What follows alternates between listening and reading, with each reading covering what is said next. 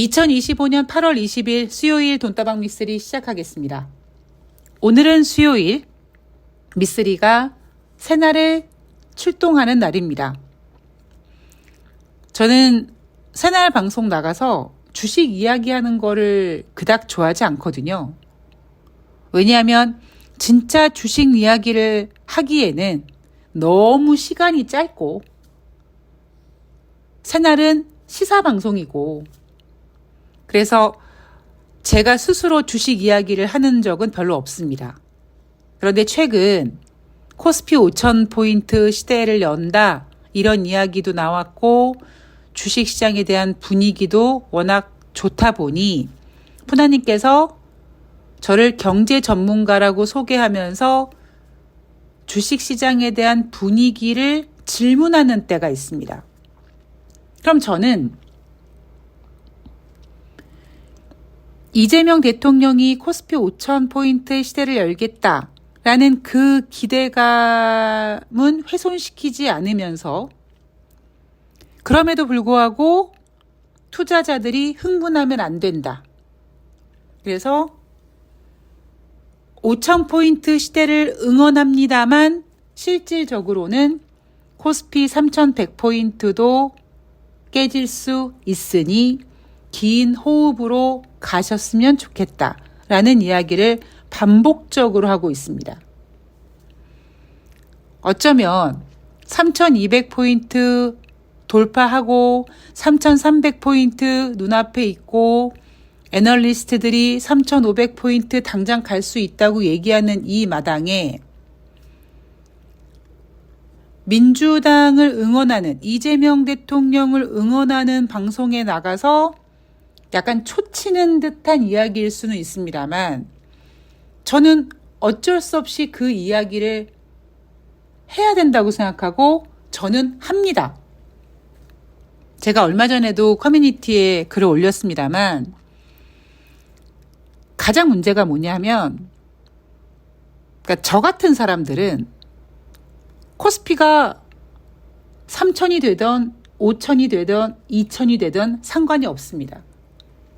그런데 갑자기 코스피 5,000 시대에 대한 이야기가 나오고 주식시장이 미친 듯이 2,500, 600, 700, 800, 900, 3,000, 3,100, 3,200까지 올라가고 여기저기 시사 방송에서 나도 이제 주식해야지. 지금 주식 사라. 나는 뭐 가지고 있다. 어떤 업종이 좋다. 나는 얼마를 벌었다. 이런 이야기를 막 하는 것 자체가 저는 그닥 좋지 않다고 생각하거든요. 왜냐하면 지금처럼 이렇게 주식시장 분위기가 좀 안 좋으면 당장 시사 방송에서 주식 얘기 안 하죠. 왜 안 하겠습니까? 분위기 안 좋거든요. 거기에다가 주식을 잘 모르는 주린이들이 그래 대한민국 대통령이 코스피 5,000포인트 만든대. 나 그거 믿고 들어갔어. 라고 하는 주린이들이 이렇게 주식시장이 쎄하면 그 모든 원망은 바로 이재명 정부한테 돌립니다. 그게 어쩔 수 없는 사람의 마음이에요. 특히 제가 어제 방송에서도 말씀을 드렸듯이 7월 달에는요. 주식시장이 투자자들을 꼬셨단 말이에요. 갑작스럽게 이렇게 3,000포인트 이상 올라왔는데 나 3,000포인트 미만에도 못 샀는데 지금 내가 너무 비싸게 사는 거 아닌가? 그런데 내 3,000포인트 깨지면 사야지 하고 기다리고 있는데 갑자기 코스피가 3,100 가버리고 3,200 가고 막 3,280 가고 전문가들은 3,500 당장 간다고 얘기하니까 마치 지금 사면 안 될 것 같은 조바심이 나기 시작했죠. 그 조바심으로 주식시장을 응시했는데 7월 달에 코스피는 자꾸 장중 조정을 받으면서 종가의 낙폭을 줄이면서 여러분들에게 들어와 이렇게 꼬셨단 말이에요. 그래서 투자자들은 야 시사방송에서 저렇게 주식 이야기하고 그러니까 진짜 뭔가 되려나 보다. 그리고 이제 과감하게 막 뛰어드는 거죠. 그래서 제가 8월 달은 7월 달보다 버라이어티 할 겁니다. 라는 이야기를 계속 하고 있고 매주 수요일마다 새날 가서도 굉장히 멘트에 조심합니다. 자, 지금 현재 오후 12시가 정오가 좀 넘어갔습니다. 코스피 2098포인트, 2094포인트, 3000이네요. 3093포인트까지 지금 내려왔습니다. 물론 이렇게 또 빠지다가 또다시 3100포인트는 지켜야 된다. 일명 좋게 포장해서 저가 매수세가 유입됐다. 뭐 이러면서 다시 반등도 하고 할 겁니다. 어쨌든 7월 달보다는 지금 8월 달 굉장히 분위기가 다릅니다. 이래로 가면은 9월 달 연준의 금리 인하가 예정되어 있습니다만 연준이 9월 달에 금리를 인하한다고 해도 주식시장이 그렇게 좋아할 만한 상황은 안 될 것 같습니다. 자, 8월 19일 화요일 뉴욕 증시 마감 현황은 천천히 여러분들한테 전해드릴 텐데 다우지수가 0.02% 상승, S&P 500이 0.59% 하락, 나스닥이 1.46% 하락했습니다. 다우지수가 소폭 상승 마감하면서 나스닥이 1% 넘는 하락세를 보였습니다만 그래도 전체적으로 8월 19일 화요일 뉴욕 증시는 혼조세로 마감했다라고 평가되고요. 다우지수는 장중에 잠깐 사상 최고치를 경신했는데 반해 기술주는 매물 출회로 300포인트 넘게 하락했습니다. 미쓰리, 왜 뉴욕 증시는 저렇게 혼조세로 마감하는데 대한민국 주식시장은 왜 미국 주식시장보다 더 많이 빠져? 그리고 뉴욕 증시도 왜 다우지수는 잘 버티는데 나스닥은 저렇게 1% 넘게 하락했어? 라고 궁금해 하신다면 제가 종종 이야기하는 부분이 있습니다. 바로 테마주를 비유하죠. 어떤 테마가 형성돼서 대장주가 만들어지고 그 대장주가 상한가를 빵빵 치고 막 올라갑니다. 투자자들은 그 테마주 대장주를 사기 위해서 주문을 넣지만 이미 상한가에 들어가서 상한가 잔량이 너무 많고 또 사기에는 너무 많이 올라서 비싸서 머뭇거리는 투자자들을 위해서 대장주가 아니라 2등주가 만들어주죠. 어떤 A라는 테마가 형성되고 A라는 대장주, A라는 테마에 대한 대장주, 그다음에 2등주 이렇게 종목들이 순위가 만들어지면서 움직입니다. 그러다가 그 테마가 소멸되면 1등주, 그 테마의 힘을 가장 잘 받고 있는 1등주가 먼저 꺾이는 게 아니라 2등주가 먼저 꺾입니다. 글로벌 증시를 테마라고 봤을 때, 뉴욕 증시를 대장주라고 봤을 때, 대한민국 주식시장을 2등주라고 비유하면 시장 분위기가 꺾일 때는 2등주가 먼저 꺾이는 겁니다. 그래서 대한민국 주식시장이 뉴욕 증시보다 먼저 지금 하락을 보여주고 있고요. 뉴욕 증시 안에서도 다우지수보다 나스닥이 먼저 지금 하락을 하고 있는 겁니다. 그러나 아직까지 추세가 막 이제부터 이제 하락할 거야 이런 분위기는 아직까지는 아니에요. Not today입니다.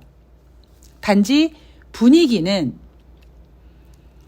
막 여러분들이 흥분하고 뜨거워할 만한 분위기는 결코 아니에요.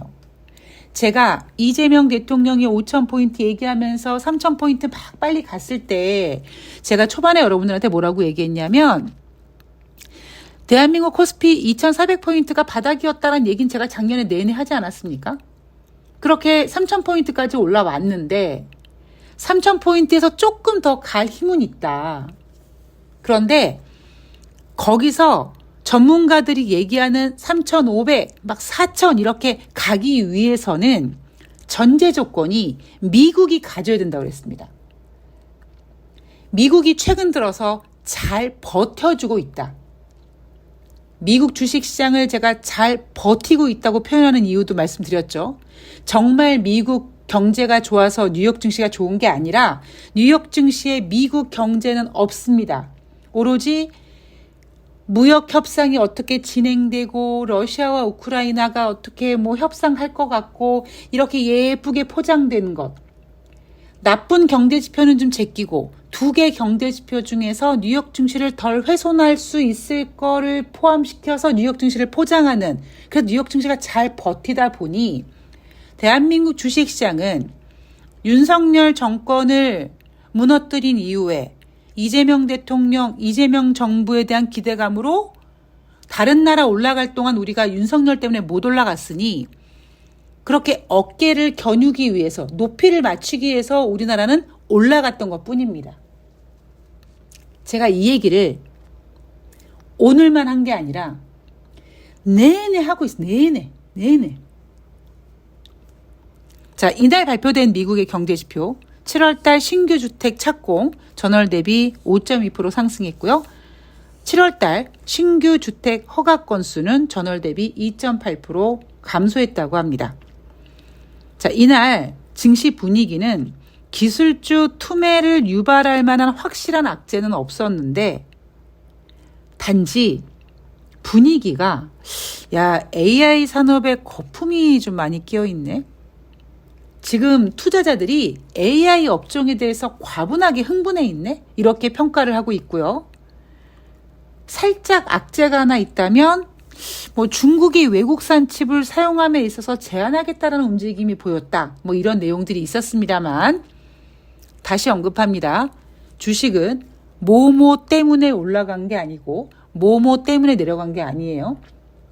지금 뉴욕 증시가 이렇게 혼조세로 마감했는데 기술주가 나스닥이 이렇게 1% 넘게 하락했는데 전문가들이 이유를 몰라요. 그러니까 이유를 대충 찾아서 갖다 붙인 겁니다. 대한민국 주식시장은 왜 이렇게 빠지느냐? 뭐 여러 이유를 대죠. 그런데 전문가들이 만만하게 하는 얘기가 뭐냐면 세제안에 대한 이야기를 합니다. 자, 금리 결정에 대해서 9월달 기준금리 25bp 인하 확률 84.8%까지 내려왔습니다. 자, 다시 말씀드립니다. 9월달에 연준은 금리를 인하하겠죠. 그런데 금리를 인하해도 뉴욕 증시가 상승하기는 좀 쉽지 않습니다. 작년에는 미국이 9월달에 50bp를 인하했습니다. 제가 그때도 비스무리하게 얘기를 했어요. 그런데 미국은 7월 달까지는 금리 인하 기대감으로 상승했습니다만 그 이후에 경기 침체로 8월 달 가격 조정 맞이하고 기간 조정 맞이하고 9월 달에 50bp 금리 인하하게 하려고 경기 침체 이야기 살짝 나왔다가 9월 달에 50bp 금리를 인하했습니다만 금리 인하했다고 뉴욕 증시가 막 올라간 건 아니었어요. 단지 미국은 작년에 대선이라는 이벤트가 있었습니다. 그런데 하물며 지금은요. 고용지표가 엉망진창으로 나오고 있음에도 불구하고 지금 9월달 25bp 인하 확률이 95%에서 오히려 84%까지 내려왔고 이 이유는 미국 경제가 좋아서 굳이 금리 인하를 할 필요가 없어. 이게 아니라 지금 관세 전쟁으로 인한 인플레이션 우려 때문에 금리 인하 기대감이 후퇴하고 있는 겁니다.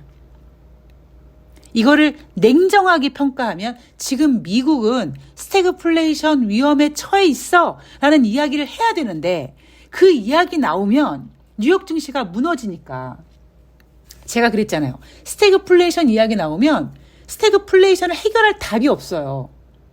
해결책이 없단 말이에요. 그래서 지금 뉴욕 증시에는 뉴욕 경제는 쑥 빠져 있다라는 이야기를 계속 하고 있는 겁니다. 자, 미국 노동통계국이 해마다 진행하는 고용보고서의 벤치마크 수정 작업이 진행되는데 이게 무슨 얘기냐? 제가 작년에도 이런 비스무리한 얘기 해드렸죠. 고용지표, 우리는 매월 초에 발표되는 고용지표, 그날 발표되는 비농업자 고용자 지수가 예상치에 부합하면 와 예상치에 부합했다. 혹은 예상치보다 잘 나오면 와 예상치보다 잘 나왔네. 미국 경제 좋네. 라고 했지만 그렇게 그날 당일 좋았던 비농업자 고용지표가 두어 달 뒤에 계산기를 다시 두들겨 봤더니 하향 조정됐더라. 작년 같은 경우에는 5월달, 6월달 비농업자 고용자 지수가 한 5만 건씩 하향 조정됐는데 이번 같은 경우에는 5월달, 6월달 비농업자 고용자 지수가 합쳐서 무려 25만 8천 건씩이나 하향 조정됐다라는 거죠. 그런데 우리는 6월 초에 발표된 고용지표가 그때는 14만 명 얼마 됐다라고 하니까 와 예상치에 부합했다. 미국 고용 괜찮네. 그리고 5월달 비농업자 고용지표도 14만 몇천 명이었는데 와 예상치에 부합했네. 미국 경제 괜찮네.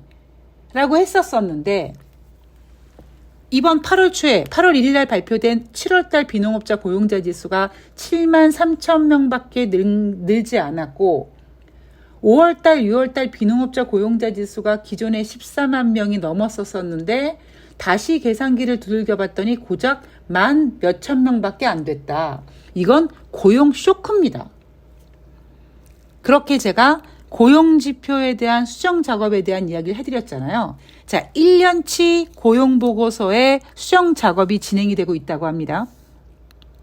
9월달 FOMC 회의를 앞둔 시점이고요. 9월 9일 날 일단 수정 수치가 발표가 되고 확정치는 내년 2월에 발표가 된다고 합니다. 뭐 예를 들면 작년 상황을 먼저 말씀드리면요. 2023년 4월부터 2024년 3월까지 1년 동안의 고용 증가폭이 기존에 발표됐던 비농업자 고용자 지수보다 무려 81만 8천 명이 하향 조정되게 수정 작업을 했습니다. 제가 작년 내내 그랬잖아요. 미쓰리는 미국 경제가 좋지 않습니다. 그런데 그럴 때마다 미국은 웃기고 있네. 우리 고용 좋거든 하면서 좋다고 내놓았던 고용 지표가 결국 수정 작업을 했더니 무려 81만 8천 명이 하향 조정됐더라. 그래서 작년 9월 달에 50bp 금리 인하가 진행이 됐습니다. 그리고 2025년 2월 달, 올해 2월 달에 확정치가 발표가 됐는데 다행스럽게도 81만 8천 건에서 58만 9천 명으로 살짝 상향 수정이 됐습니다. 뭐 여유롭게 한 27만 건 정도? 여유롭게 한 30만 건 정도 상향 수정이 됐다고 합니다. 그러네 어쨌든 기존에 발표됐던 것보다는 하향 조정된 겁니다. 그런데 문제는 작년 9월 달에 50bp 금리 인하했고 11월 달에 25bp 인하했고 12월 달에 25bp 인하했습니다. 그렇게 금리 인하가 3번에 걸쳐 1% 이상 금리 인하가 단행되다 보니 2월 달에 고용지표가 어쨌든 58만 9천 건 하향 조정이 된 후에 금리 인하를 또 하기가 좀 애매모호해진 거죠. 금리 인하를 이미 했기 때문에. 거기에다가 2월 달에 고용지표가 수정됐다고 했잖아요. 트럼프가 1월 20일 날 취임했습니다. 트럼프는 취임하면서 나 관세 전쟁 할 거라고 얘기했기 때문에 작년 9월, 11월, 12월 이렇게 금리를 인하한 연준이 부진한 고용지표를 보고 또 올해 금리 인하를 하기에는 무리가 있었을 겁니다. 이게 작년 상황이에요. 자, 올해는 골드만삭스 보고서 예상을 좀 보면은요. 2024년 4월부터 올해 3월까지 1년 동안의 고용 증가폭이 기존에 발표됐던 것보다 55만에서 95만 명 정도 하향 조정될 거라고 예상되고 있습니다. 당장 앞에서 말씀드렸던 것처럼 5월달, 6월달 기존에 발표됐던 비농업자 고용자 지수가 무려 합쳐서 25만 8천 건씩이나 하향 조정됐잖아요.